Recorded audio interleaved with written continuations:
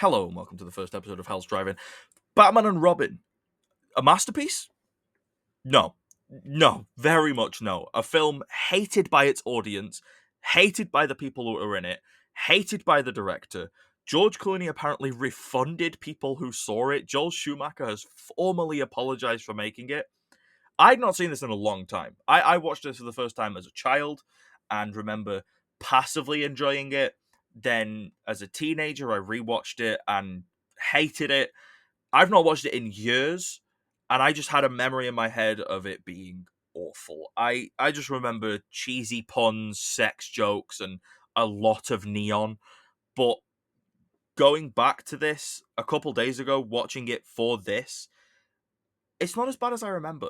Like, it's still really bad. It's still a mess. It's poorly written. It's very cheap feeling despite the incredibly large budget. But it isn't as bad as I remember. It's funny, not intentionally. None of the jokes that they actually make land in the way they meant to. All of the humor you can get from this is essentially just how cringy and bad it is. But there's definitely something salvageable here. Not a lot, but there is definitely something. I'm gonna go through pretty much everything I can about this movie. I'm gonna split it up into three segments: visuals, writing, and behind the scenes. And please, please like this. Please comment. Maybe consider subscribing. Let's go. Okay, so the first of frankly not many positives. Gotham City isn't bad. It genuinely looks pretty good. It's not perfect, but and it's not the best Gotham design, but it's supposed to be a weird city. Gotham is a weird city. It's gothic architecture with elements of Art Deco, and every other type of architecture you can think of is crammed in there somewhere. It's supposed to be filled with a ludicrous amount of statues, and this definitely is. There are statues holding up buildings, they drive along the arms of statues. This looks like Gotham City. This looks like Gotham in the comics, it looks like Gotham in the Lego games. There's a reason for that. It's great. I genuinely do like this Gotham design. I think Burton's, for me, comes out slightly higher, but this one is genuinely not bad. It's maybe the best thing about this film.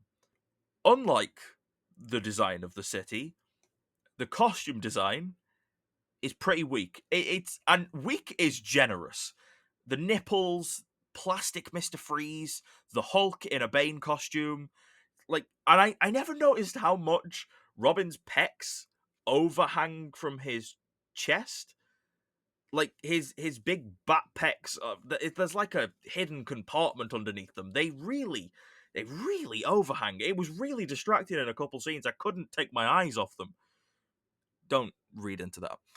Speaking of Freeze's plastic suit, though, it supposedly cost $1.5 million to make, which, saying that out loud, is ridiculous. It looks awful. I really don't think it was worth it. It looks like those cheap plastic kids toys, like the cheap plastic revolvers that are very clearly a white plastic revolver spray painted chrome silver. That's what Mr. Freeze's suit looks like. But instead of costing like $3, it costs it costs more than a house. And I don't see where that money went. I can't understand where that money went. I swear that they must be lying. I reckon they spent $20 on it and then pocketed the change, because there's no way that cost $1.5 million. It looks awful. I will say, when it comes to Miss Freeze, there is one positive. It's not the casting, it's not the visual design, but the ice effect when he freezes people, it looks good. It looks really good. Not the freeze ray from his gun, not like the beam coming out of his gun, but the actual people frozen in ice is genuinely a well done effect. I don't know if that's just me that thinks that. I don't know if that's an unpopular opinion, but I genuinely like it. I think it's reminiscent of the comics. It's got that kind of ridiculous feel, but it does look like a person in ice. It doesn't look unbelievable. That's how I imagine that would look in real life if somebody was shot with a freeze ray. That's what it would look like in my head. So I think that is genuinely really well done. And that's pretty much where the positives end for Mr. Freeze. I hate him. I think it's an awful Mr. Freeze. They claimed that they were a bit inspired by the Batman animated series Mr. Freeze, and I can maybe slightly see some of that, but they weren't inspired enough. As it goes for the other villains, I think there's too many of them. There's only three, and it already feels overcrowded with villains. It doesn't do any of them well. Worst is Bane, obviously. He's he's here. Bane is here. I like Bane a lot. He's one of my favorite Batman villains, and he is in this movie. He's big. He's mean. He's green for some reason. He's just the Hulk. He's the Hulk in a Bane costume. He fits the criteria of Hulk better than he does Bane. He's big, he's angry, he's stupid, he doesn't say many words, and he's green. Bane is supposed to be an intellectual challenge for Batman as well as a physical one. This Bane has the brains of a thumb. He's genuinely useless, and he's not even that strong. Like, he gets knocked out relatively easily a couple times. We don't really see him demonstrating that much strength. Like, obviously he's stronger than the average person, but in comparison to other versions of Bane, this one is pretty weak in actual strength and character design. He's pretty much falls short in every aspect of Bane. He's the most disappointing thing in this film for me. I mainly because of how much I genuinely love Bane as a character. This was genuinely sad. Villain designs are rough. I don't really need to mention Poison Ivy too much. It's very simple to understand what's wrong with her. She's insanely over sexualized, very simplistic character, very limited. She feels like a bad caricature of her comic book counterpart because in the comics, she's a very cool character. But in this, they kind of don't really know who she is. The writers, I feel like they've never read anything with Poison Ivy in it and kind of just improvised it all. But villains aside, the heroes are no better in design. When we finally see Batgirl in a suit, I hate it. I genuinely hate it. It's creepy and weird. Your uncle, have made a suit for you and gave it bat nipples and a molded ass. That's fucking weird. That's weird. That's really weird. It's ugly as well. It's really an ugly suit.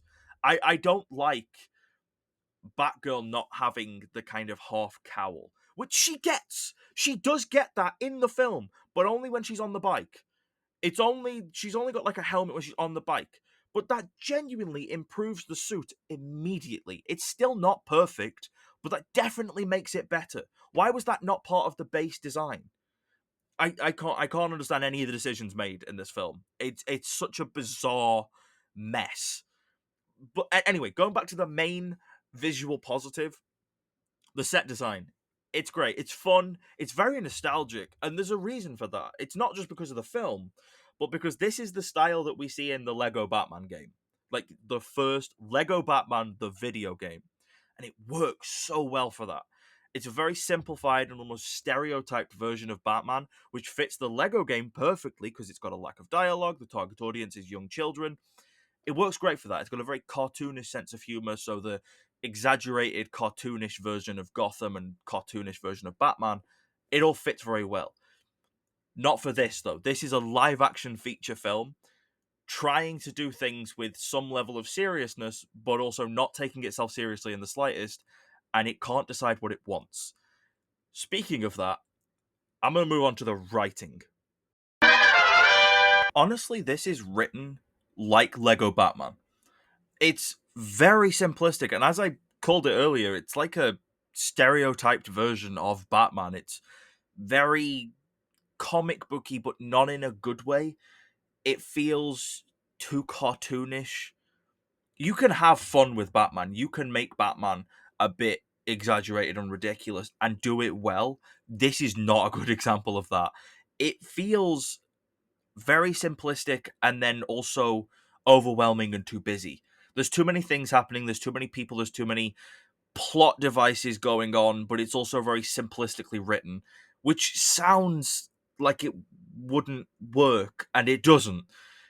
The dialogue is horrendous. The actual storyline is very predictable. And then the way they kind of get from point A to point B is usually through either a sex joke or just lazy writing. I do want to mention some quick things from the beginning. Just acknowledging the line "Chicks dig the car." Chicks dig the car. The line "This is why Superman works alone." This is why Superman works alone. So I take it Superman exists in this universe. Is it this one? I really hope it isn't. Gordon is dressed like he's in the military for some reason. The first kind of fight scene, not really much of a fight, ice hockey scene, which I never thought that I'd say an ice hockey scene for a Batman movie, but the ice hockey scene, surely it's easier to just pick the gem up than play ice hockey with it, but fine. In that scene, we see a problem that is kind of very present throughout a lot of this that I really don't like. I love when Robin uses his experience from the Flying Graysons as Robin, but in this, his movement is really stiff. Like, I know that's a result of the costume. That's the costume being quite restrictive, and I know that's not necessarily the actor's fault. It's not the stuntman's fault. It's not anyone in the suit's fault. It's the costume design that's the problem there. But surely they could have split the suit into segments and still sustained that one-piece suit appearance, but it's actually split into segments so that their movement can be a little more flexible. Because instead of moving like an acrobat, he's just essentially T-posing as he glides through the air, and it's awful. It looks ridiculous, and it takes away from one of the most iconic parts of Dick Grayson as a character, which is his experience as an acrobat. That's what makes his combat very acrobatic. That's what makes his movements very acrobatic. And this just doesn't have that. It tries, but fails miserably. As for dialogue from Mr. Freeze, oh my, it's just puns. Every single thing he says is an ice pun. I don't think there's longer than 5 minutes of a scene with him in it where he doesn't say an ice pun. I don't think he goes that long without making a bad joke. It's either an ice pun or a sex joke. That's most of the dialogue. I'd say 90% of the dialogue from this film is puns and sex jokes. I'm just going to flash through some quick ones. Stay cool, bird boy. Can you be cold, Batman? My passion, thoughts for my bride alone. All right, everyone. Chill. It doesn't work on a cold-hearted. Cold party. It's a cold town. Allow me to break the ice. My name is Freeze. Learn it well, for it's the chilling sound of your doom. Always winterize your pipes. So his dialogue's not great, but how's his writing? It's also not great. He's very simplistic. A lot of the characters in this are very simplified versions of their comic book counterparts. I think I said that earlier. Mr. Freeze, if you're not aware, Mr. Freeze has gone through some changes. He didn't used to be called Mr. Freeze. He didn't really used to have a wife. None of the plotline that you are probably familiar with for Mr. Freeze used to exist in the comics. He has been changed a lot for the better, and most of that can be credited to Batman the Animated Series. But this, it took a step back. Batman the Animated Series made Mr. Freeze a relatively threatening and intimidating villain, but also one that you could really feel a lot of pity for, because most of his schemes and crimes were done mainly out of the final goal of saving his wife. Most of it's done out of love. And this has that. His wife is in this. His wife is ill and cryogenically frozen, and his whole thing is trying to save her. But he is also a very surface level villain at the same time. It's like they wanted to do both a standard villain and a complicated villain. It's a real shame because he's a great villain. Then there's Bane, who I mentioned earlier is my least favorite thing of this film. My main problem I have with him is something I don't like about a lot of other versions of Bane, which is he's stupid, he's dumb. He's thick as pig shit. He's supposed to be an intellectual challenge for Batman. I said that earlier as well. He's supposed to be an intellectual challenge as well as a physical one. But here he's just a big green dumbass with a mask. And it upsets me because he's very cool when he's smart, because he's genuinely intimidating. I don't know if it's an unpopular opinion, but my favorite Bane depiction is the one from Arkham Origins, because he's very clever. He's multiple steps ahead of Batman in multiple cases, but he's also genuinely like a physical challenge. I think that's Bane to me. That is Bane. This is, as I said, the Hulk in a Bane costume. Also, how the fuck was this dude planning on shipping Bane? How are you going to get that big bastard onto a plane willingly? Like, Ivy did it, but she's arguably more powerful than Bane. Dr. Evil Bad Guy is just a scrawny little man. Bane would break his back worse than Batman's. Speaking of Ivy, she's also really simplified here. I also mentioned this earlier. She doesn't really have much depth to her character, which is a shame, because she's also a very complex character in the comics. But here, she's mainly just used for sexual humor, and it's a waste of a good character. And it's a real shame. It's not surprising. This was the 90s. That's what 90s movies were like when they adapted characters like this. But it's still upsetting.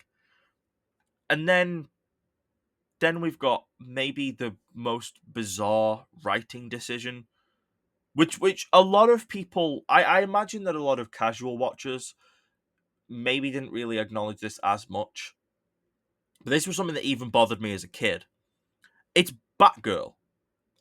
I remember seeing this film very long time ago and thinking, wow, it's Batgirl. Oh, who is this? Because it's not Batgirl. We all know Batgirl is Barbara Wilson. No, not Barbara Gordon. This is Barbara Wilson. Barbara Wilson, Alfred's niece from England, who speaks in a very obviously American accent. I think she's English. I don't know. Alfred is English, and he definitely spent the majority of his early life in England, so I'd assume his siblings would be English. So surely Barbara would be as well. I mean, she lives in England. Is she from? I don't know.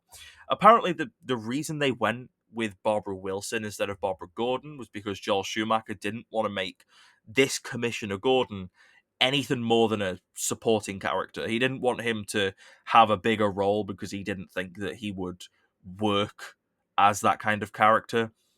But you could have still kept him as a supporting character while having Barbara Gordon. Like, you don't have to really put him in that much more of the film to do Barbara Gordon. I feel like it was a stupid solution to a non-existent problem, but fine.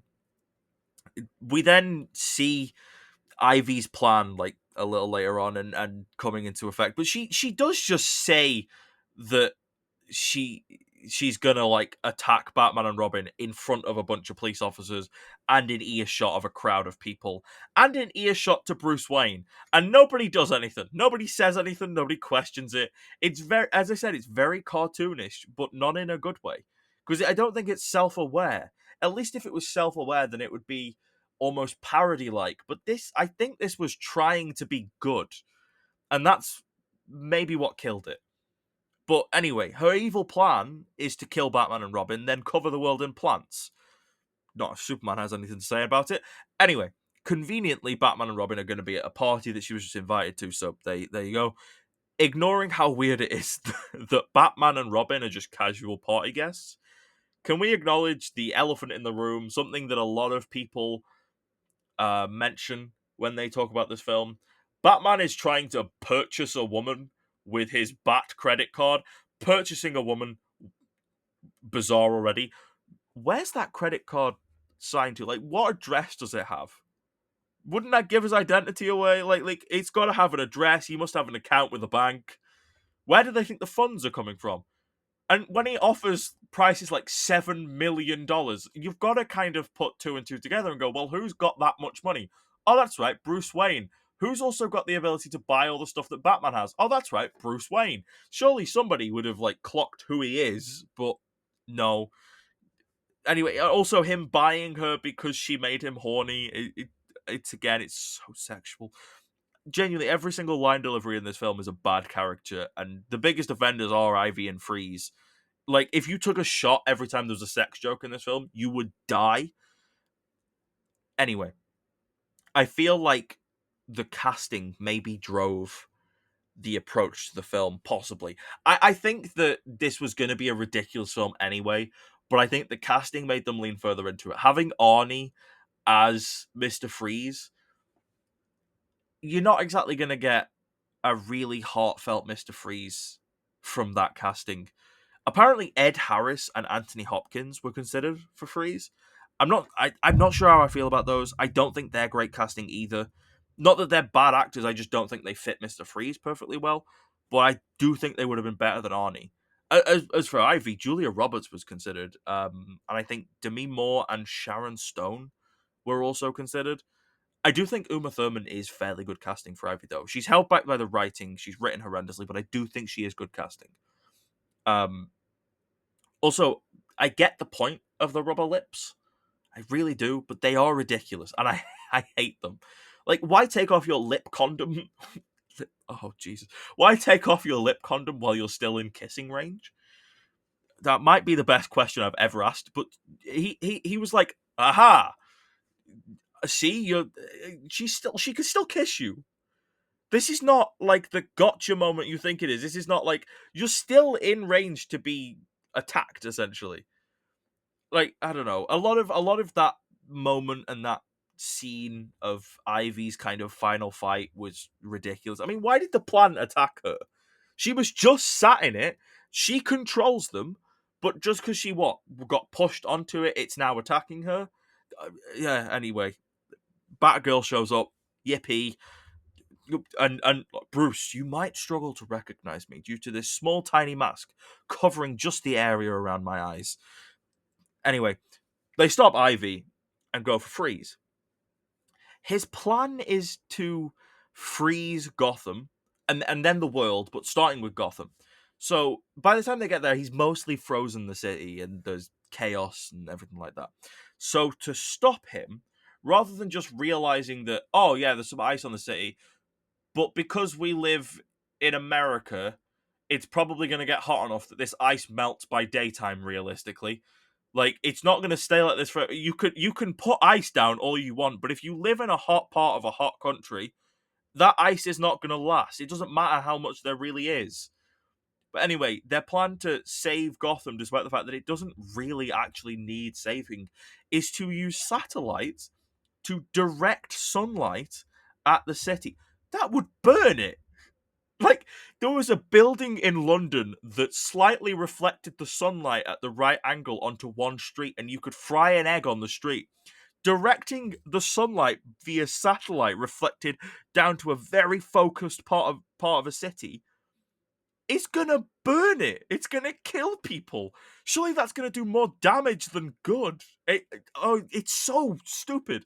One of my biggest pet peeves as well is right after this when films show like security footage or someone's phone recording, and it's not security footage or a phone recording, it's very clearly just the clip from the movie poorly edited onto a screen. Could you not have just had a small camera filming at a different angle so it felt a bit? No. Okay. Why does Mr. Freeze keep his suit? That's one of the things I really don't understand about this. He goes to Arkham and they just like okay, he's a better person now. He just wants to help his wife. Oh great. Why has he still got the suit? Like the full suit, not like an improved one where it doesn't have all the stuff. No, he's still got the full suit. Why is he in the same cell? Why is he with Ivy? I mean, even for a normal prison, this is not how it works. Anyway, happy ending. Yippee, Alfred is fine. I didn't mention, but Alfred was sick and dying, conveniently, of the same illness that Mr. Freeze's wife has. But Alfred's happy, Alfred's fine, he's alive. We saved the day. Yay. That's Batman and Robin. It's not great. I'm not even sure that it's that good. But that's the movie. I kind of enjoyed watching it again. Not for the right reasons, but I did. Now, for this video, I did do some research. I did quite a lot of research into this film, and I found out some interesting stuff. So I'm going to move on to behind the scenes. So this isn't the Batman film with the highest budget, but it did have a higher budget than both Burton movies. And even 2005's Batman Begins. When you search for the budget of this film, you tend to see a lot of people saying $125 million, but the production budget reached $160 million, which is nuts. For how bad this film is, where did all that money go? I'm adamant it's gotta just be casting. Arnie and George Clooney and Uma Thurman. And I mean, this is Pulp Fiction. This is post Pulp Fiction, Uma Thurman. This is post Terminator Arnold. It's gotta be the casting that upped the cost, surely. I imagine they thought they'd make a lot of the money back in merch, which is why apparently Joel Schumacher was instructed to make the film better for making toys and merch. I think that's the thing maybe most responsible for killing this film. It's most clear in the Batmobile. I hate the design. It's mildly better than Batman Forever's Batmobile because it doesn't have the weird blue vents down the side and the middle Batwing, but I still hate the shape of this one, but it's very clear in its design and a lot of costume design that these were designed with toys in mind. Some of the more questionable decisions behind the scenes come with casting. Um, let's deal with the big one. This isn't Val Kilmer. Val Kilmer played Batman for Batman Forever, and this is a direct sequel to that film. And it's not Val Kilmer as Batman; it's George Clooney. There's a few reasons that Kilmer apparently didn't reprise his role. I don't know which one of these is the actual reason. Some people say it was scheduling conflicts. Some people say he quit as Batman. Other people say he was fired. But the most interesting thing about this not being Val Kilmer is the other actor considered for the role of the Caped Crusader, William Baldwin, which is horrendous casting. I'm glad that he didn't go with him. I'm not sure George Clooney was that much better, but it's definitely better than William Baldwin.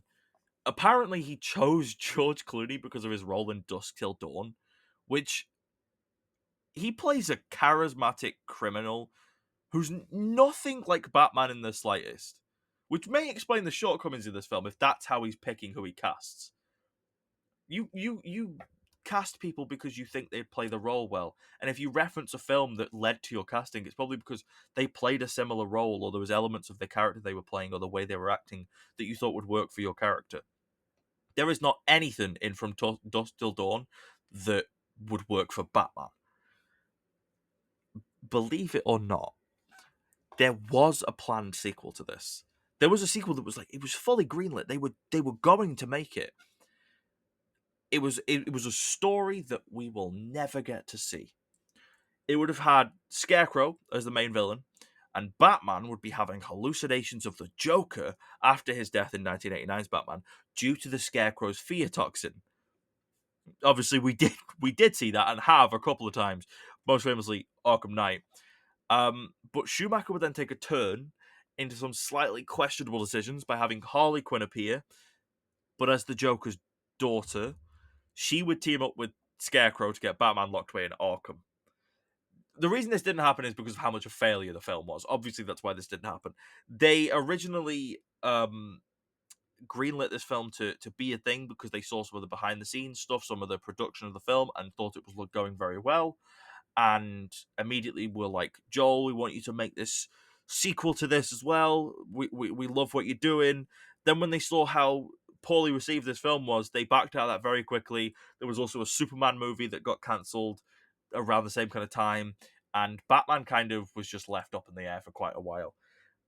It is interesting thinking about what that sequel would have been because Schumacher wanted Nicolas Cage for Scarecrow, which is something I really want to see. Not because I think it would be good, but I'm curious. The plan originally was to have him cameo in Batman and Robin to set up the next film. Instead, that role was given to Coolio, meaning the banker that Coolio played is supposed to be this universe's Scarecrow, which is insane to me. I do think it's best that that film was swept under the rug, but I'm kind of curious to see what it would have become. If this film was like on a smaller budget, I could genuinely look past a lot of these questionable decisions because you do the best with what you've got. But at $160 million, I can't excuse how genuinely crap this is. Like, there's some positives. I mentioned the set design is not bad. The neon needs to be pulled back, but the actual set buildings, like, they're not bad. There's elements of this that I like, but the negatives definitely outweigh the positives, without a doubt. This film is a mess. It's horribly written. It's amusing to watch. If you haven't seen this, I do recommend going and watching it just for how funny it is. But it is not good. Do not mistake this for a good Batman movie. It is poorly written. It bastardizes pretty much every single element of Batman.